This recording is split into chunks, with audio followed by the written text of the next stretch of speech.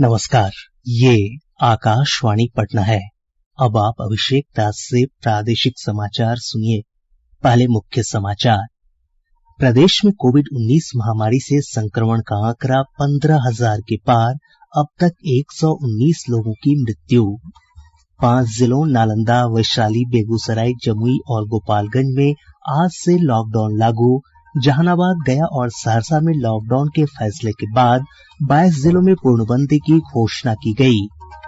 प्रदेश में अगले 24 घंटों के दौरान नेपाल के तराई से सटे जिलों में भारी बारिश की चेतावनी। पश्चिम चंपारण के चनपटिया में सबसे अधिक 150 मिलीमीटर वर्षा रिकॉर्ड की गई। और कोसी, बागमती तथा गंडक में उफान से सुपौल, सीतामढ़ी और पूर्वी चंपारण जिले के कई इलाकों में बाढ़ जैसे हालात। अब समाचार विस्तार से। प्रदेश में कोविड-19 संक्रमितों की संख्या 15,000 के आंकड़े को पार कर गई है। आज 709 नए मामलों की पुष्टि के साथ ही संक्रमितों की संख्या बढ़कर 15,039 हो गई। सबसे अधिक 133 मामले पटना से सामने आए हैं। भागलपुर से 75, नवादा से 69, जमुई से 39 और गया तथा मुजफ्फरपुर से 38 मामले सामने आए हैं।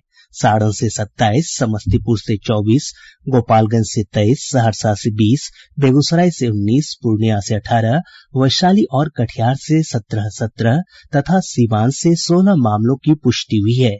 इसी तरह मुंगेर से 15, खगड़िया और सुपौल से 12, मधेपुरा और पूर्वी चंपारण से 11, मधुबनी से 9, बांका, जहानाबाद, लखीसराय, भोजपुर तथा बक्सर से 7, नालंदा से 6 तथा शेखपुरा, अररिया और अरवल से 5 मामले सामने आए हैं। रोहतास से 4, कैमूर से 3, शिवहर से 2 तथा दरभंगा से 1 पॉजिटिव मामला पाया गया है।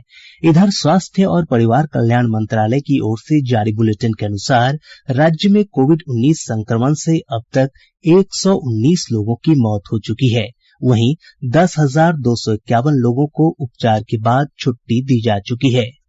रोहतास जिले में डिहरी निर्वाचन क्षेत्र से भाजपा विधायक सत्यनारायण यादव को कोरोना पॉजिटिव पाया गया है। मामले की पुष्टि के बाद विधायक को आइसोलेशन में रखा गया है। विधायक के कर्मचारियों और उनके सहयोगियों का भी सैंपल जांच के लिए भेजा गया है। बिहार में 19 जुलाई से रैपिड एंटीजन किट के माध्यम से कोरोना संक्रमण की जांच होगी। स्वास्थ्य विभाग के प्रधान सचिव उदय सिंह कुमावत ने बताया कि इस संबंध में सभी जिलों के सिविल सर्जन को निर्देश दे दिया गया है। उन्होंने बताया कि आईसीएमआर के माध्यम से जल्द ही किट उपलब्ध कराया जाएगा।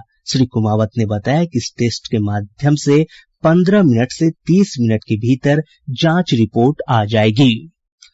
देश में पिछले 24 घंटों के दौरान कोरोना के सबसे अधिक 27,114 नए मामले सामने आए हैं। संक्रमित व्यक्तियों की संख्या 8,20,916 हो गई है।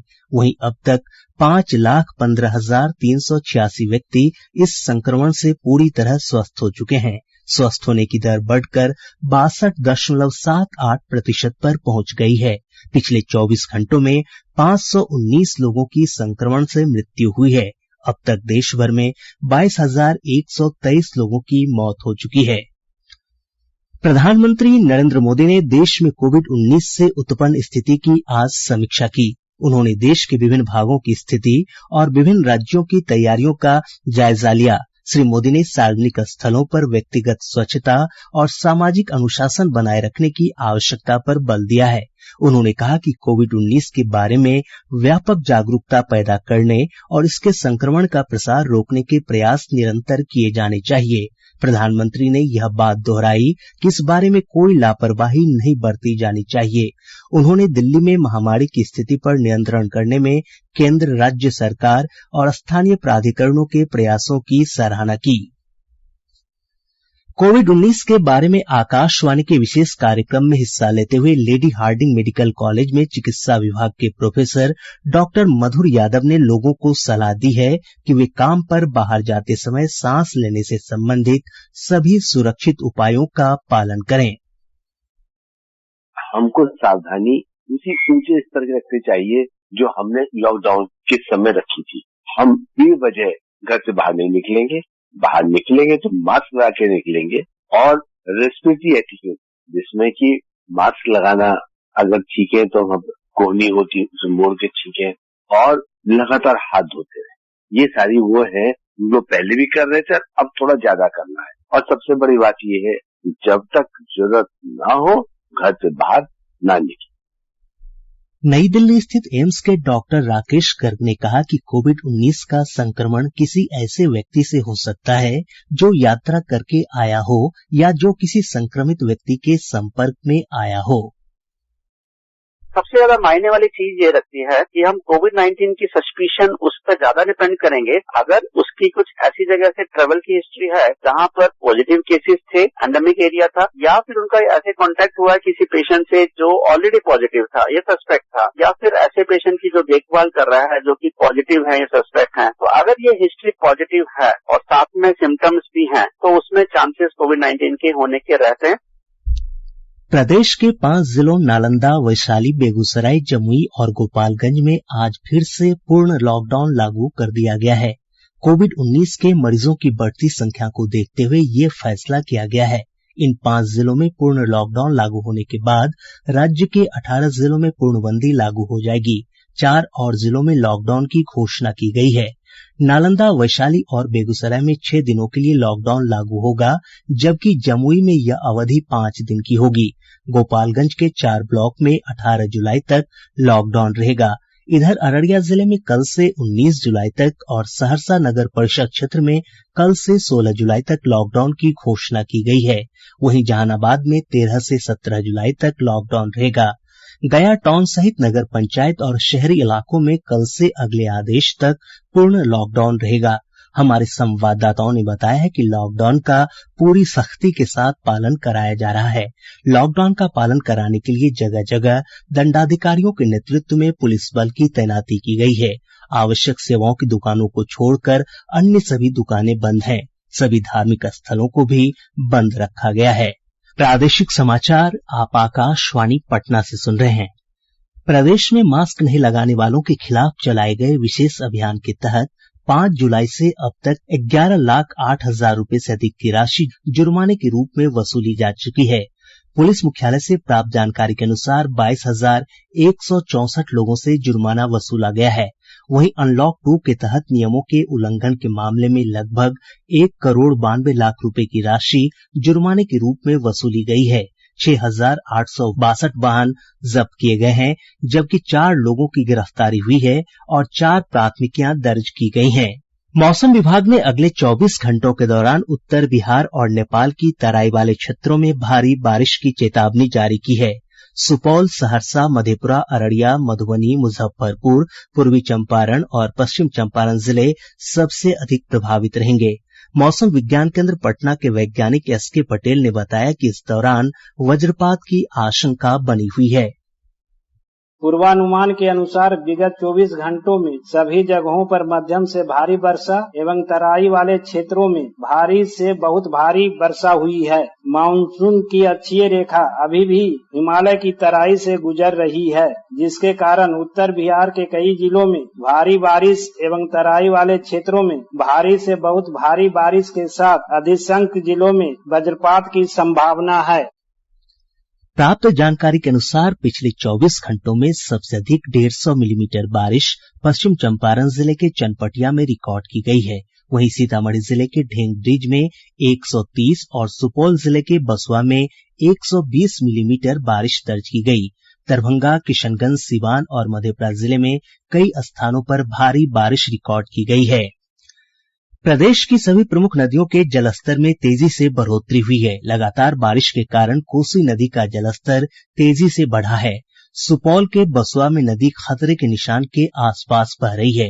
इधर वीरपुर बराज से कोसी नदी में पानी छोड़े जाने के कारण भपटियाही, किशनपुर प्रखंड और आसपास के कई निचले इलाकों में बाढ़ का पानी फैल गया है। छतौनी, परसाही, दुबियाही, नौवा बाखर, सोनवर्षा, परसा, टेढ़ी बाजार समेत दर्जनों गांव में बाढ़ का पानी प्रवेश कर चुका है। इधर सहरसा के नौहट्टा में तटबंधों पर दबाव बना हुआ है। स्थिति को देखते हुए जिला प्रशासन ने जल संसाधन विभाग और बाढ़ नियंत्रण कक्ष के अभियंताओं को अलर्ट पर रखा है। वाल्मीकि नगर गंडक बराज से आज सुबह 6.25 लाख क्यूसेक पानी छोड़े जाने से तटबंधों पर दबाव बढ़ गया है। जल स्तर बढ़ने से पश्चिम चंपारण जिले के पिपरासी, मधुबनी और भितहा प्रखंड के निचले इलाकों में बाढ़ का पानी फैल गया है। यहाँ लोगों को सुरक्षित स्थानों पर पहुंचाया जा रहा है। इधर बागमती नदी भी पूरे उफान पर है। शिवहर में डुब्बा घाट में नदी का जलस्तर खतरे के निशान से 1 मीटर ऊपर पहुंच गया है।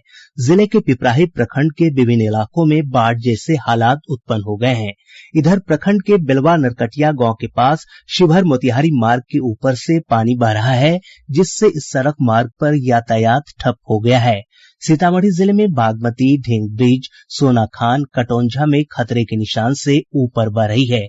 जिले में लाल बकैया और अधवारा समूह की नदियां भी कई स्थानों पर लाल निशान के आसपास पहुंच चुकी है।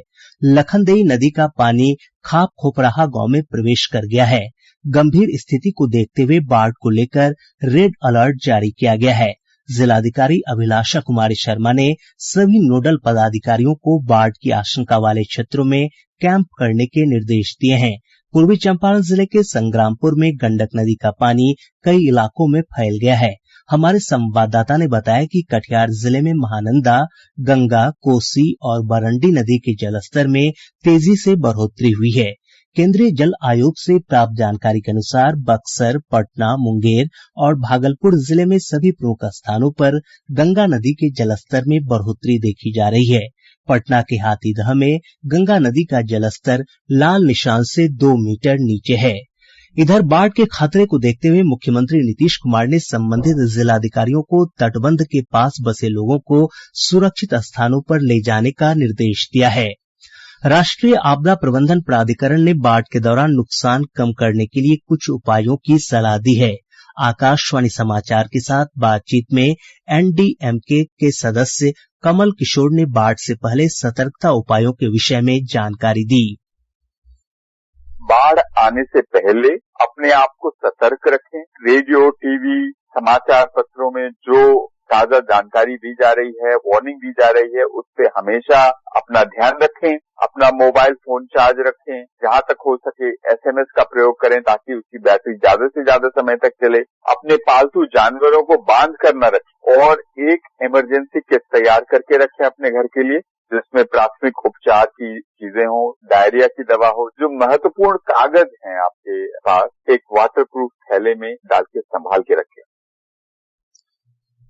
प्रधानमंत्री नरेंद्र मोदी रविवार 26 जुलाई को आकाशवाणी पर मन की बात कार्यक्रम में देश विदेश के लोगों से अपने विचार साझा करेंगे। यह इस मासिक रेडियो कार्यक्रम की 67वीं कड़ी होगी। लोगों को अपने विचार साझा करने के लिए आमंत्रित किया गया है। लोग अपने संदेश रिकॉर्ड करने के लिए 1811117800 डायल कर सकते हैं या नमो ऐप ओपन फोरम अथवा माई जीओवी पर संदेश लिख सकते हैं। पूर्व मध्य रेलवे ने 13 जुलाई से टाटा दानापुर स्पेशल ट्रेन को अप और डाउन दोनों में पूरी तरह निरस्त कर दिया है। वहीं 13 जुलाई से पटना रांची जन शताब्दी स्पेशल ट्रेन गया और रांची के बीच निरस्त रहेगी। इस ट्रेन का परिचालन पटना और गया के बीच ही होगा। और अब अंत में मुख्य समाचार एक बार फिर। प्रदेश में कोविड-19 महामारी से संक्रमण का आंकड़ा 15,000 के पार। अब तक 119 लोगों की मृत्यु। 5 जिलों नालंदा, वैशाली, बेगूसराय, जमुई और गोपालगंज में आज से लॉकडाउन लागू। जहानाबाद, गया और सहरसा में लॉकडाउन के फैसले के बाद 22 जिलों में पूर्णबंदी की घोषणा की गई। प्रदेश में अगले 24 घंटों के दौरान नेपाल के तराई से सटे जिलों में भारी बारिश की चेतावनी। पश्चिम चंपारण के चनपटिया में सबसे अधिक 150 मिलीमीटर वर्षा रिकॉर्ड की गई। और कोसी, बागमती तथा गंडक में उफान से सुपौल, सीतामढ़ी और पूर्वी चंपारण जिले के कई इलाकों में बाढ़ जैसे हालात। इसके साथ ही आकाशवाणी पटना से प्रसारित प्रादेशिक समाचार का ये अंक समाप्त हुआ। घर में रहिए, सुरक्षित रहिए और सुनते रहिए आकाशवाणी।